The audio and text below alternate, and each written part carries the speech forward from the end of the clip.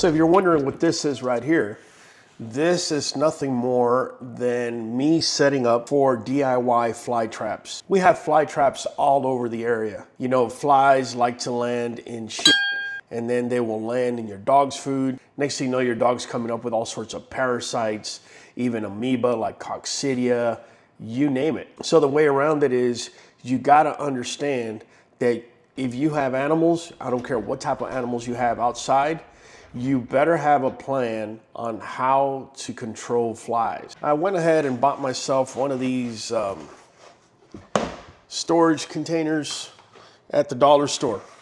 Just big old storage container. We're gonna add bait to it, better yet. We're gonna go ahead and close the lid 3/4 of the way. And then on this little corner, I'm gonna put a little rock or something where it's lifted right here in this little corner right here.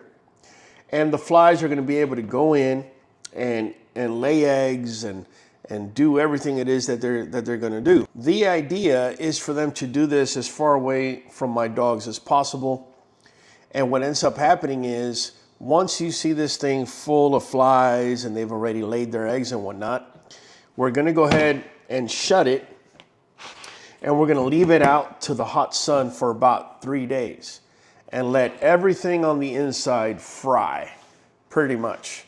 It's gonna sterilize everything, it's gonna kill off all the eggs, all the flies that are in there, and then we're gonna open up this corner again and do it all over again. So what we have here is nothing more than a Cola bottle, 2 liter, right? And essentially we're gonna pour this into our red container. Here goes the first 2 liter bottle.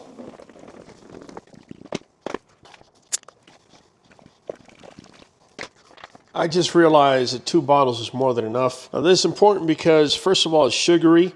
Coke does have a distinct smell, but it also has water. You know, the more water you have, the more gunky and funky it's gonna get. And that's precisely what we want. Get that tuna water in there. Now we just pour that tuna up in there. Guys, this thing is gonna stink. And also, we're gonna drop the cans up in there. Looking funky already. So I went ahead and opened it with the electric can opener. Get some of the water in there. So we got tuna in there. We got 2 tuna cans. Coke is eating away at that tuna. You could just already tell this thing is gonna be something serious once we put it out to the hot sun. So that's the first thing we're gonna do. So we got that out the way. Next up, we're gonna go ahead and make it nice and transparent for them. We're trying to cut necks up here and up here, 2 sides. Then we're gonna fold it in and we're gonna try and bring the water line somewhere up to here. So there we go with our first cut. Now we're gonna do the X. Okay, so actually not so okay. Here we go. There you go. Now you have yourself an X.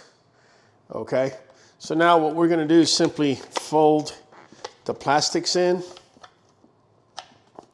Okay, just like that. This is what it looks like. Okay. And we're gonna do it one more time on this end.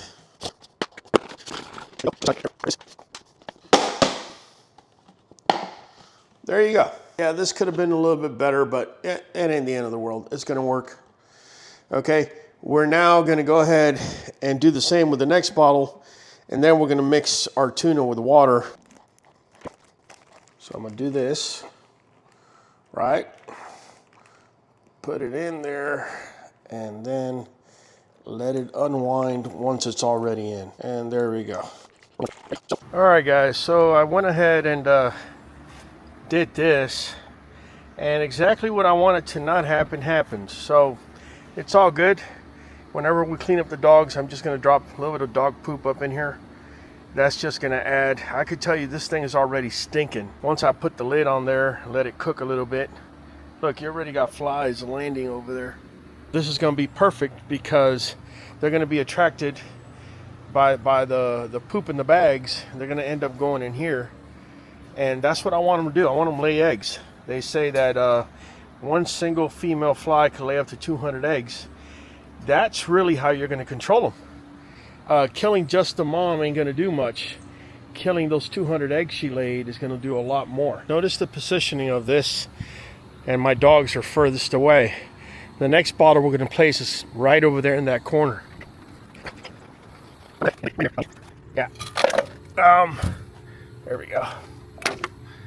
Yeah, so we went ahead and placed it down there. The reason I'm putting the cinder block on top of it is because I have dogs that will actually come and pull that bottle and run with it.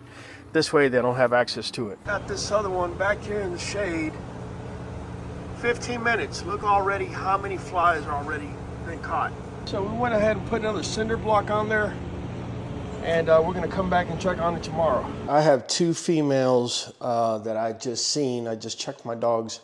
I check them out pretty much every single day. My girl Daisy Duke has a cut actually behind the left ear, and my female Mocha is showing like something bit her on the right shoulder. I'm not sure if she got bit or if she scratched herself with something. This right here, right? It's called bag balm. In Spanish, we call this matagusano. And what we're gonna do is I'm gonna use something called Aquamox, or better yet, amoxicillin, which is an antibiotic. Okay, this comes in 500 milligrams per capsule. And then I'm going to use something called Aquacef, which is cephalexin, or Keflex is also known.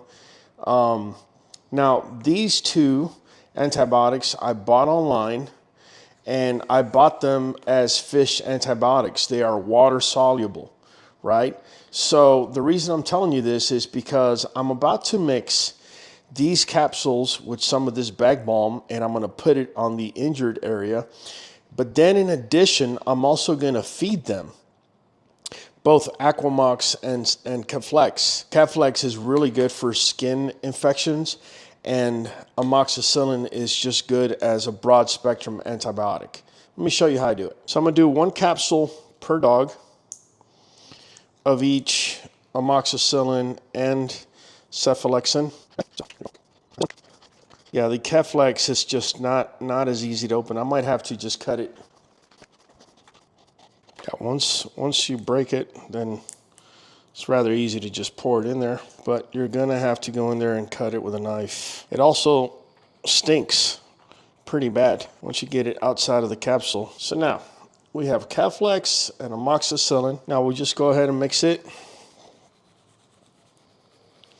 And next up is going to be the bag balm right here, el matagusano, as we like to call it.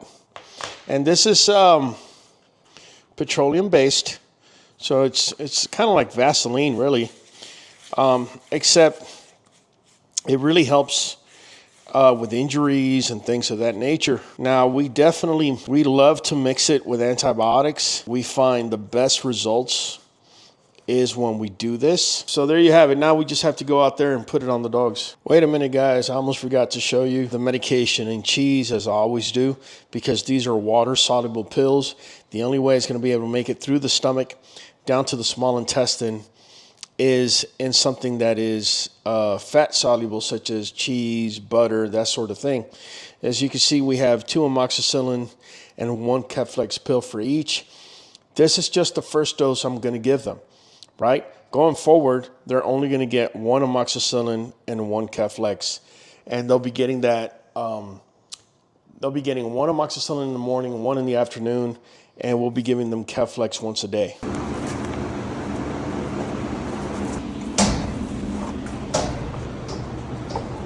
I don't know if you can see the shadows inside the box, but yeah, we full of flies over here right now, and I can see several horse flies there as well. So it's actually working pretty well. Let's go check out the other ones. All right, this one doesn't seem to be getting much movement. Let's give it about a day or 2 for that stink to kick in. And the same holds true for this one. It seems like ever since we put that second cinder block in there, it just isn't as attractive. Yeah, get all these pebbles, and they may be bringing them with their paws, or even right now everything else is pretty much clean. Got a little spider web up here, we get rid of that, right? Yeah. So, Aruba, you just brought in more rocks, baby. Move. Move, baby. Good girl. All right. So, let me give Aruba a break. Let's go on to the next one. Now, guys, we're here with our girl Mocha. If you notice, we have that pea gravel, and we do that on purpose so every time they step, then they'll step the same place twice. And this will also strengthen the pasterns. Let's see what's going on inside here. All right, let's see what's going on in here. Yeah, we got a lot of pea gravel. This became her cage literally yesterday. Before then, it was Daisy, Duke, and Ali, right? So right now, I'm pretty sure that stain got nothing to do with her. Mocha's, if not the cleanest, one of the cleanest dogs we have. All right. Let's go ahead and pour that in there. Come on, mommy. Come, Mocha.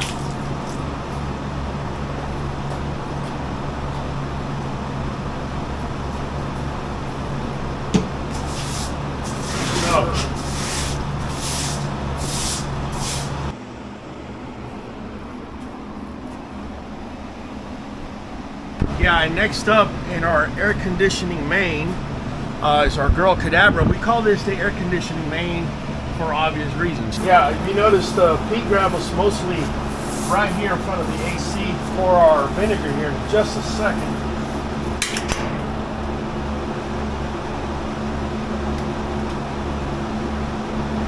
Come on, mommy. Move. Move, Cadabra. Yeah. Come, mommy. All right, she doesn't want to move. All right. Now, there are some times that I will just let the vinegar dry on its own and not even rinse with water. And I do that, say, for example, in this particular kennel, because this is the AC kennel. This is the coldest one. You know anything about fungi, you know it likes darkness and it likes cool temperatures. So on this one, I'm not even going to rinse. I'm just going to let it air dry. Next up, we got none other than 305. You can see Ali and Macho over there. Now, some of you may be asking yourselves, what are the dimensions of these cages? I can tell you that's a 6x10, 6x10, and 6x10. On the other side of 305, first 3 dogs we did, those are 8x10. So 8x10s, we like to keep them for females and possibly their pups. 6x10s are more for immature females and for our males. And again, I just switched my dogs. They get switched once a month, so they were literally switched yesterday. Why do I do that? I do that so the bonding between them and me is always stronger than them with any other dog in this yard, to include my female alpha Cadabra. Things, little minor things that y'all need to be paying attention to and doing, so that you don't have situations where you have sibling syndrome or anything like that. We're going to do same operation. Gonna put a little bit in their water, and then we're going to pour in here. The one thing about Macho is he will come in here when it's real hot, but he really prefers to be outside.